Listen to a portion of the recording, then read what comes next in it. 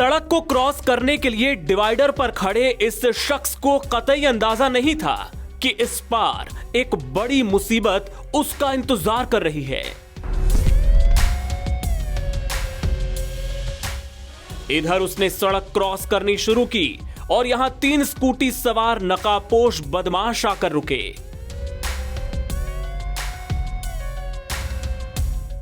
एक बदमाश नीचे उतरा।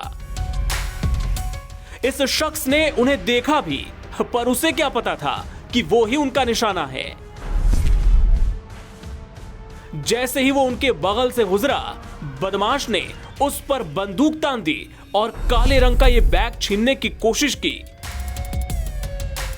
कोई और होता तो शायद डर जाता, लेकिन ये बहादुर बंदा बदमाश से भिड़ गया, उसकी बंदूक ही पकड़ ली। बदमाश को भी शायद ऐसे पलटवार की उम्मीद नहीं थी, वो भी हड़बड़ा गया। कुछ देर उलझने के बाद इस शख्स ने भागने की कोशिश की, लेकिन मिट्टी में फिसलकर गिर पड़ा।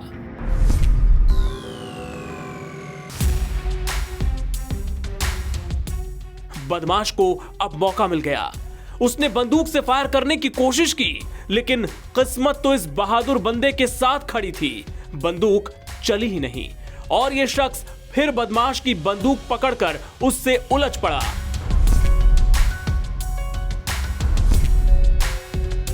इस बार उसने जमीन पर पड़े कुछ पत्थर उठाकर बदमाश को मारने शुरू कर दिए। बदमाश की बंदूक धोखा दे चुकी थी। उसने भागने में ही भलाई समझी और यह शख्स भी वहां से दौड़ पड़ा।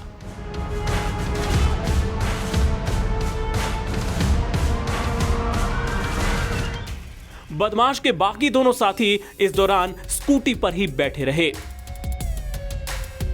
लूट की नाकाम कोशिश के बाद बदमाश वहां से भाग खड़े हुए। हैरत की बात यह है कि भोपाल के कोलार इलाके में यह घटना दिन दहाड़े सुबह 10:45 के आसपास हुई। इस दौरान सड़क से लोगों और गाड़ियों की आवाजाही चलती रही, पर ना कोई रुका और मदद की बात तो जाने ही दीजिए। आपको बता दें कि इस बहादुर शख्स का नाम जगदीश यादव है। उनकी उम्र 37 साल है। जगदीश एक प्राइवेट कैश मैनेजमेंट कंपनी में कैश कलेक्शन एजेंट के तौर पर काम करते हैं। वारदात के समय उनके बैग में 3,10,000 रुपए थे, जिसे जमा करने के लिए वो बैंक ही जा रहे थे। पूरी आशंका है कि बदमाशों ने कई दिनों की रेकी के बाद जगदीश को लूटने का प्लान बनाया था, जो नाकाम हो गया। ये पूछे जाने पर कि क्या उन्हें बदमाश की बंदूक से डर नहीं लगा, जगदीश ने टाइम्स ऑफ इंडिया से बातचीत में कहा, मैं डरा तो था, मुझे लगा कि वो मुझे गोली मार देगा, पर मुझे बैग में रखे लाखों रुपए की भी चिंता थी। हमारे ग्राहक हम पर भरोसा करते हैं, जिसे हम किसी कीमत पर तोड़ नहीं सकते।